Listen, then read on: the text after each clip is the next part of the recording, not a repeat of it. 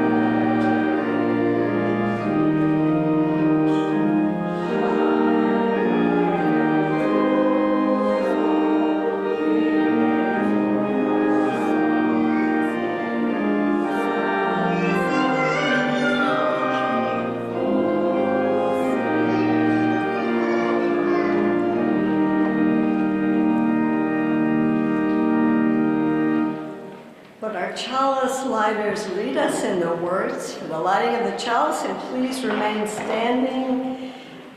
Embody our spirit during the doxology as well.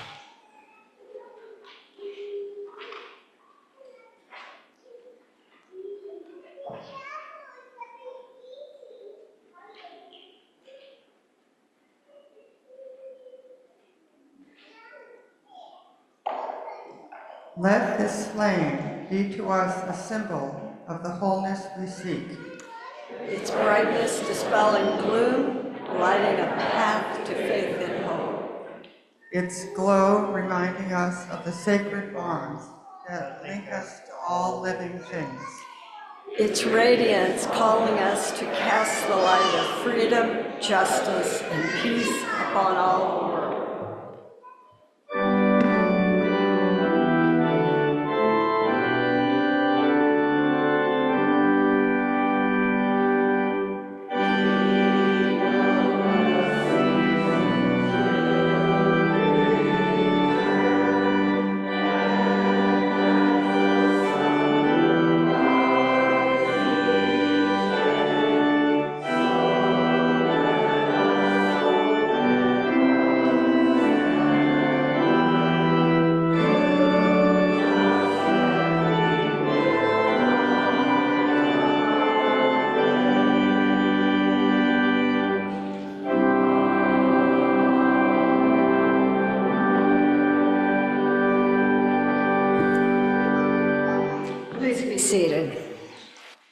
Good morning and welcome. Welcome to First Parish Church Unitarian Universalist. I am the Reverend Susan Milner. My pronouns are she, her, and hers, and it is my honor and it's my pleasure to serve as interim minister to this vital congregation, even in these hard times.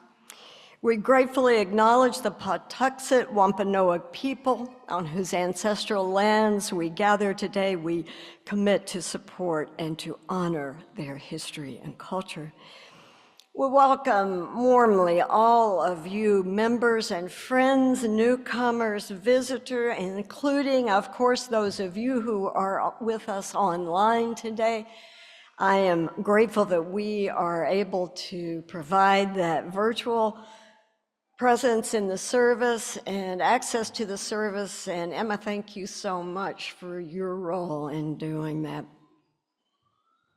Whoever you are, wherever you are on your own spiritual journey, whatever your age, wherever you come from, for this 1 hour, we really want you to feel like you are part of this congregation and that we want you to be here because we do. And everyone who's here, in body at least, is invited to the coffee hour following the service. It's in the assembly hall, which is through these doors, through the parlor, and down at the end of that hall. We don't have red mugs today, so never mind that, but if you are a visitor, please, if we don't for some reason recognize you, grab one of us and ask us anything you might want to know about this church. We have a couple of announcements from folks today. Carrie Myers, I think you have an announcement.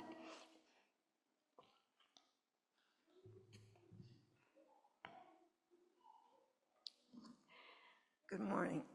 Next week will be a Share the Plate Day for Indigenous scholarships through the Massachusetts Center for Native American Awareness.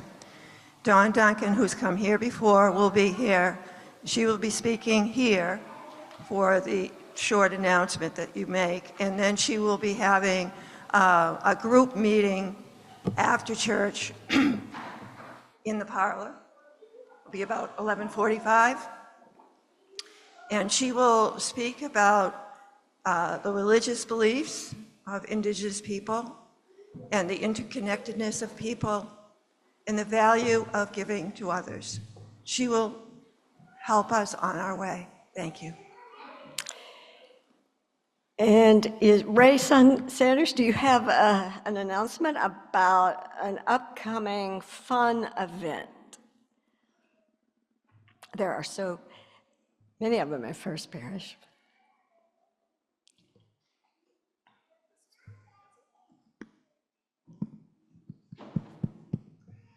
Yes, I'm here with an announcement for the service auction, which is this Saturday, the 8th, from 5 to 8 p.m. As you guys have hopefully been made aware. Sharon will still be selling tickets after church during coffee hour. We can still add donations, and I'm the point of contact for that. My email has been in the distribution lists, and you can come see me after coffee hour too. If you're not sure what you might be able to do, I can help you figure it out. Please bring cash to the auction if you're coming. There's a cash-only dessert auction, and it's a cash bar as well. So bring your cash, not your credit cards.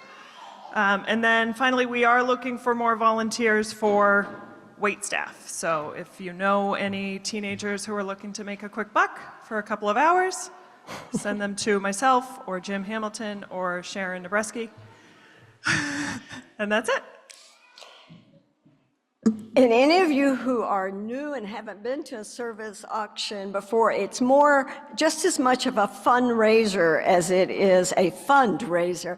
And there will be childcare if you're parents of small children, so don't let that discourage you. Come, have a good time, have a meal. And I hear the meals for this are incredible. And have a good time and get to know some folks at First Parish. If someone would lead us and sing our children out so they can go downstairs and worship and have their program.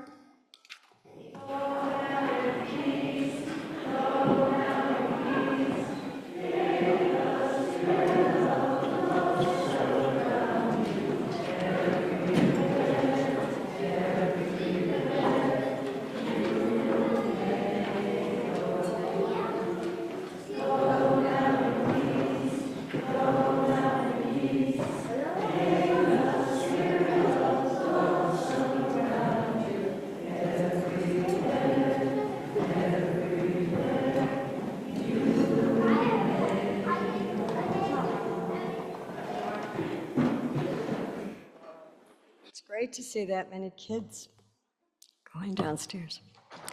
Our first reading today is a short poem called What Silence Said by Julia Fehrenbacher. This is what silence said to me today. Trust what you can't see. Move forward despite the wobbly groundlessness of I don't know. Breathe, love, create. Show up as you are every day, no matter what. Go to where wild irises grow. Say thank you for all of it. Weeds, cracks, sunbeams, that hand on your shoulder, the forever throb of ache. It's all a doorway, a hand leading you back to grace.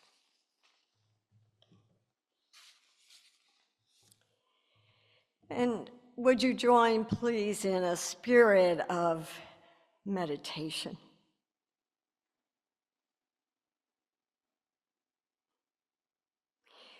We gather again with joy and gratitude, but also with pieces and parts that are worn out and worn down, wanting once again to trust, to believe that hope is not as fragile as it sometimes seems, that division is not as deep as it sometimes appears. We light our flame as an act of faith, a reminder, a redeclaration, a rekindling of the trust that darkness can't ever shut out the light, that kindness is more powerful than we know, that humility and accountability allow us to change, that together we can most certainly bend the arc of this miraculous universe toward beauty, toward justice, toward love. And in this spirit, let us enter into the moments of sacred silence.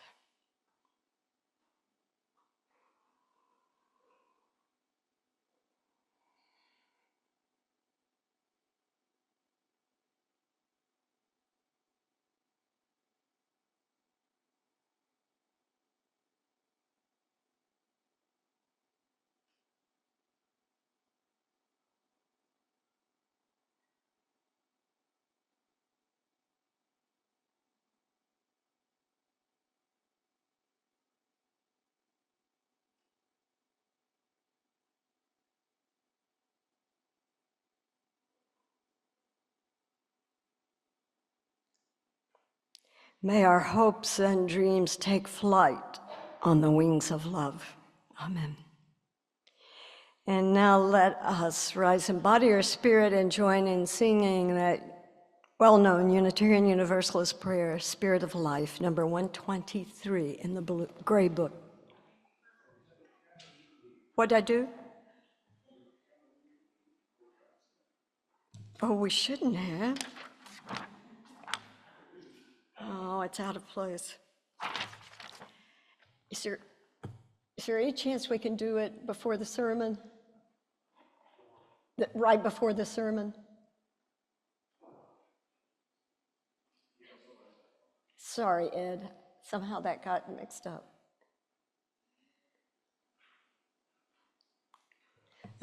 It's been that kind of week, you know?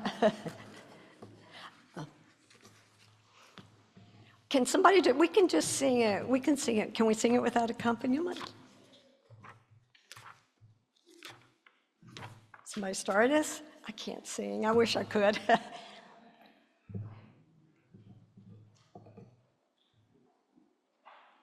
We'll wait.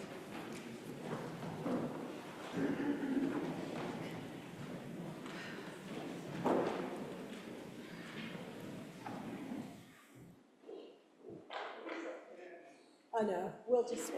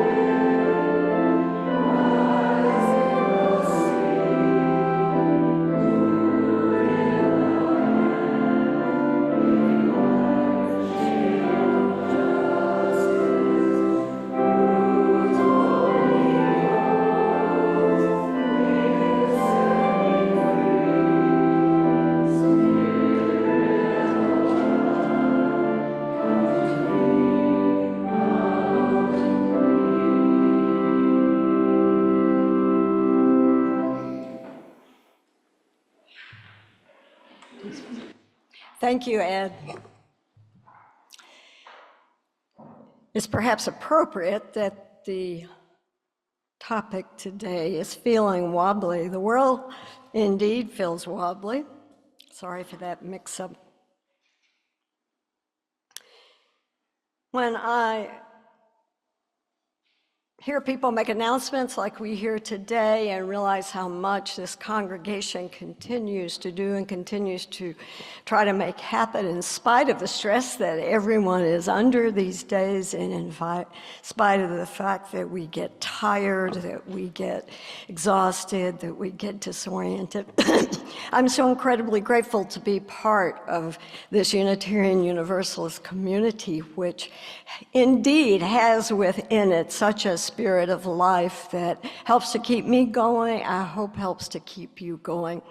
And in order to keep the ministries of this congregation going, we need all the incredible volunteer effort that you give, all the love, all the time, all the energy, as well as financial resources. So it's a great time to support your congregation. The morning offering will now be gratefully accepted.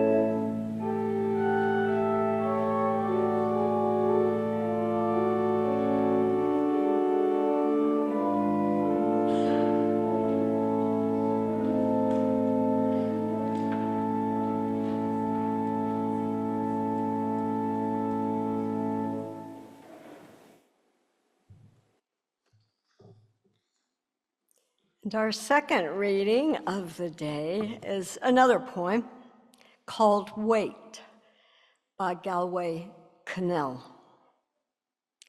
Wait for now.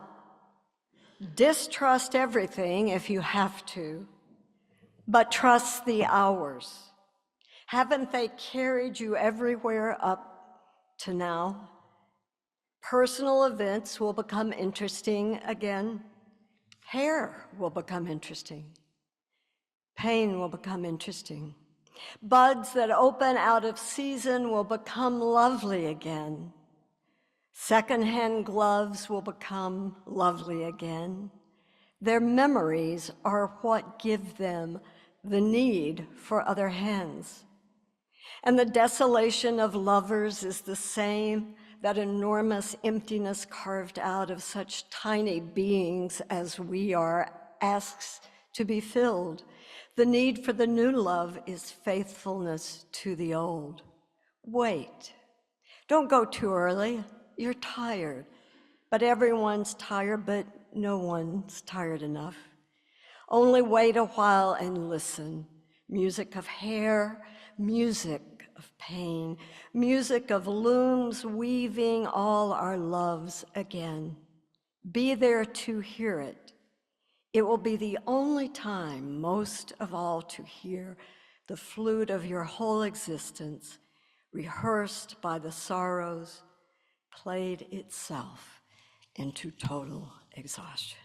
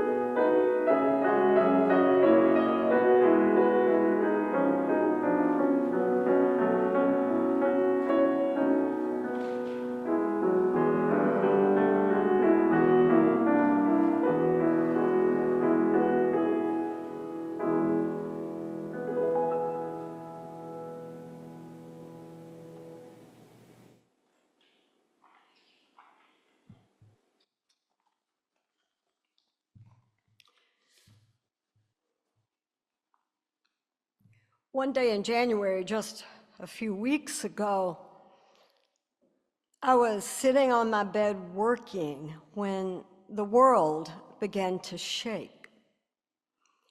After the first few split seconds, when I thought I was imagining it all, the movement grew more intense. My daughter, who was in another room, said she looked out the window and saw the next building over moving. And in those moments, I discovered that when the literal ground beneath you starts to tremble, you freeze, whether in disbelief or from some kind of primal instinct to survive by compensating.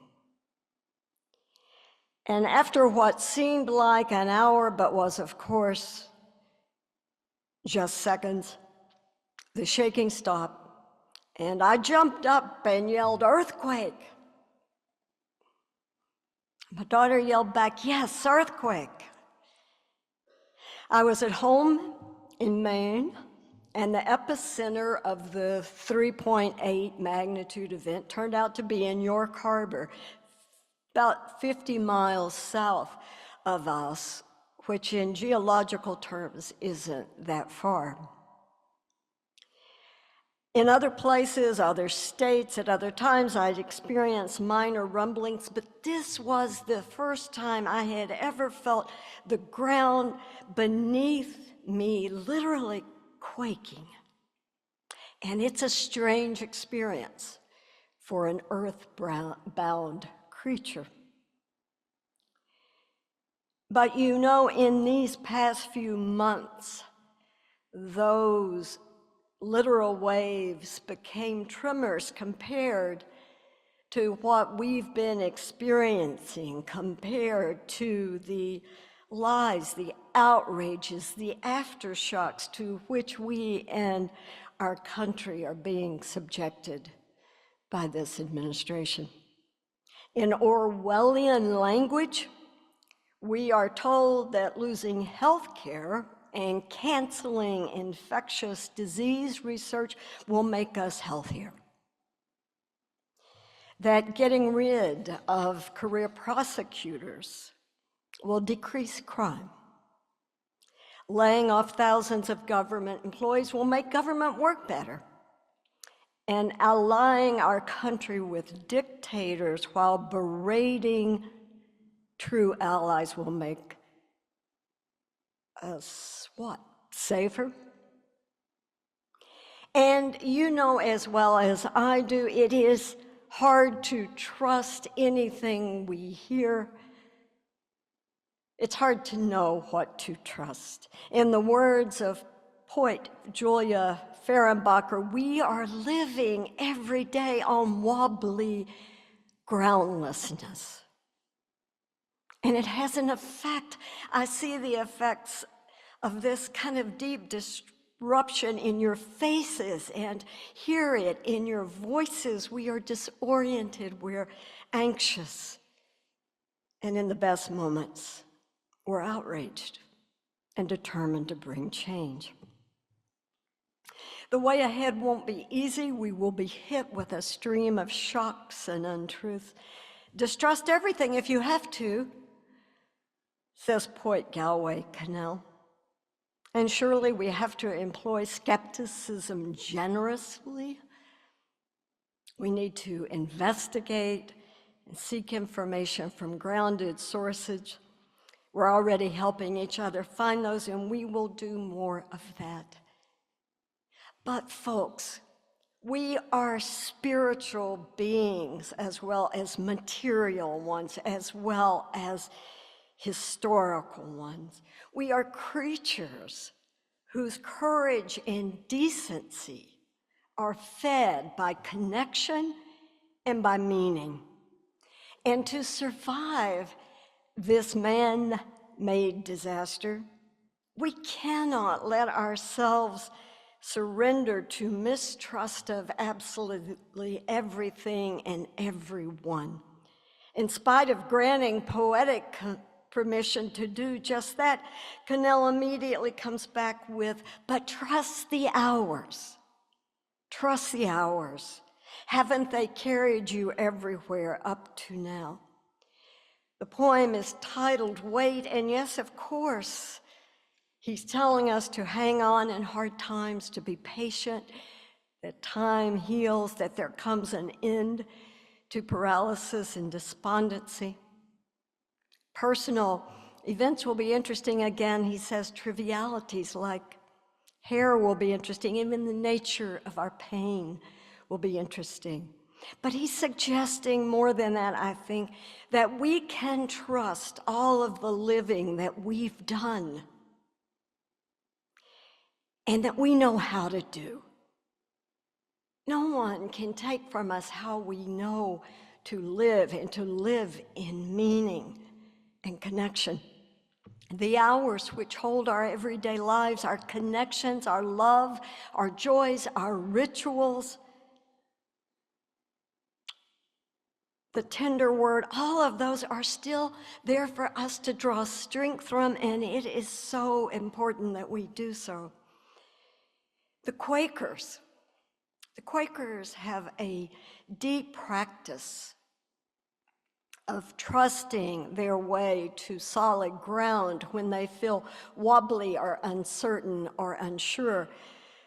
Educator, writer, speaker, wise person Parker Palmer writes of a time in his life, an extended time when he was suffering debilitating depression, debilitating anxiety, and he made his way to the Friends Retreat Center at Pendle Hill. He is not himself Quaker, but could be. And there in small groups, he opened up about his struggle. And what he says would often happen, the response he would often get is a typical Quaker one. The way will open, proceed as the way opens. And someone I know, a minister who is both a Quaker and a Unitarian Universalist, puts great faith in Quaker clearness committees, where people engage an individual with supportive questions. And the whole point is just to give you the space to come to clarity for yourself on what the dilemma you're grappling with is and the path you want to take. It's not to tell you what they are. It's just to give you a trusting space with trusted people to do that. The way will open, proceed when it becomes clear, is a statement of trust. And to me, trust of that kind is faith. That's how I define faith. But whatever the terminology, if you don't like that, the message is to be patient, not so much with the world, which is clearly out of our control, but with yourself. We with ourselves, until we can discern the way forward on wobbly ground. And you know, it's not just routine or memories or structures that give us the will to move forward. It's something deeper. It's something we evoke when we sing Spirit of Life. It's interesting to me that the ground, which can wobble so intensely beneath our feet with doubt and mistrust, is also religiously, theologically, a metaphor for the life force that's a source of meaning, that life force that we participate in, but that is greater than ourselves, that's always there to be tapped. The great 20th century theologian Paul Tillich, who is very important to me in my theological formation, said that the word God is a symbol of what could also be called the ground of our being. The ground of our being, what runs through existence and human conscience itself. I would put it this way: it's our deeply layered spiritual geology, our perceptions, our experience of birth and death, our experience of nature, our experience of love and trust. That's always part of life, whatever's happening. And it's in the life that we can trust, even in the worst of times. I can't tell you what you can trust, but I know that you have well springs to draw from, and it's important for you to ask the questions and answer them, to know what those are. I can share what I trust, what gives me hope when I need it, what propels me into this pulpit at the most challenging of times, and this is indeed one of them, what allows me respite from the chaos. And maybe if I share what I trust, it creates a kind of circle of trust for you. So what do I trust?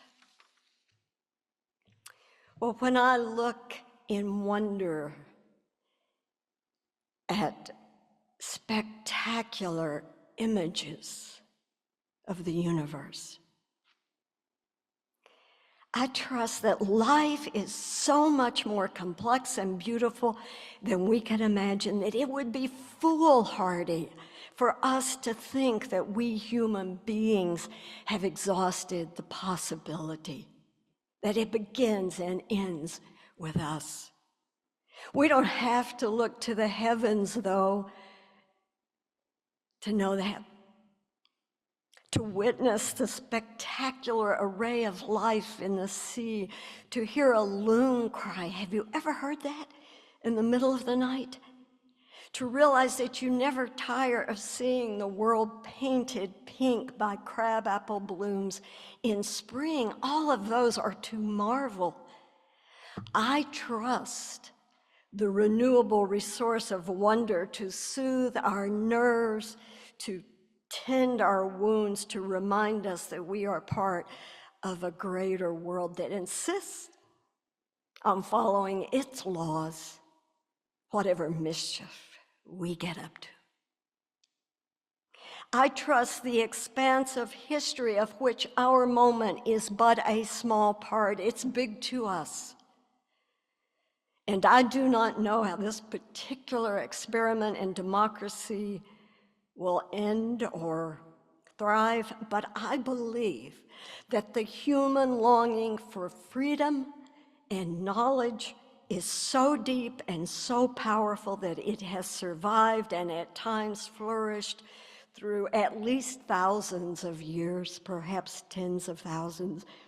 It has withstood repression and tyranny, disease and ignorance. I trust that that longing for freedom and truth, that it's continuing right now, and that with grace it will flourish here again. I trust that. I trust that it is indeed in the hours of our living that we renew our spirits and we find our strength.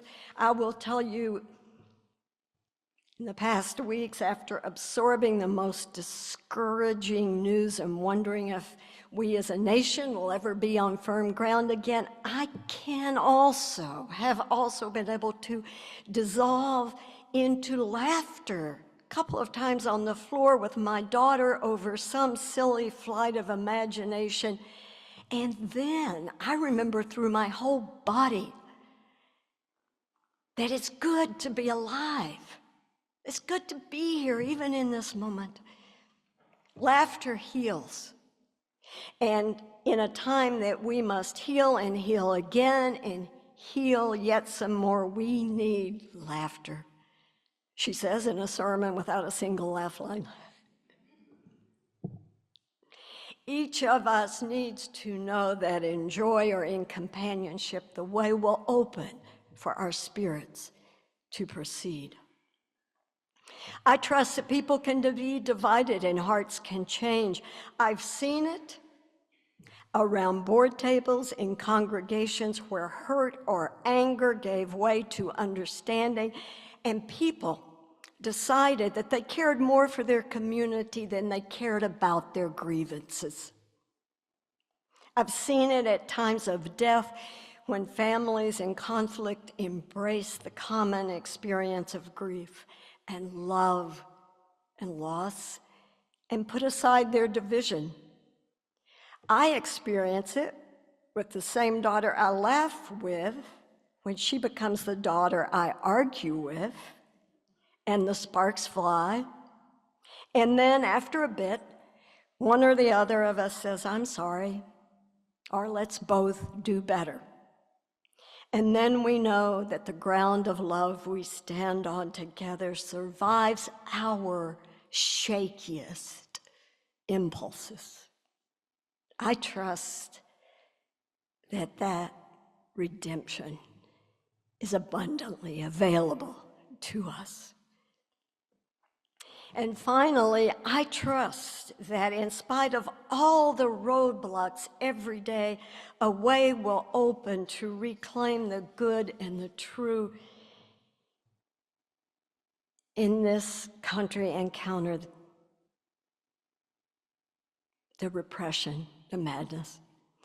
I know we've been waiting for someone to lead us, but great change for good usually comes from people, from movements of people. The civil rights movement ran on the fuel of people engaging in boycotts and protests, and on the passion for justice that comes from trusting the ground of our being. And In the better moments of this past week, I have felt like maybe we are just beginning to unfreeze from those moments of shock and aftershock as people flood into town halls demanding that their congressional representatives do their jobs, and they become part of protest to demand change and compassion. We can be part of that. The way will open. The poet Julia Fehrenbacher gave us the guidance we need, my friends. Breathe, love, create, show up as you are every day, no matter what. Go to where wild irises grow. Say thank you. Say thank you for all of it. Weeds, cracks, sunbeams, that hand on your shoulder, the forever throb of ache. It's all a doorway, a hand leading you back to grace.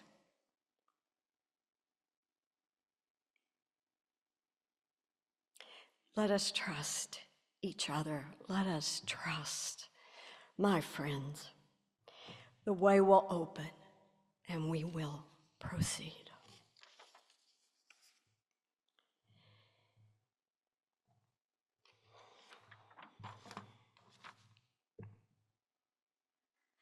Would you stand and body your spirit, rise and body your spirit, and join in singing number 86, Blessed Spirit of My Life.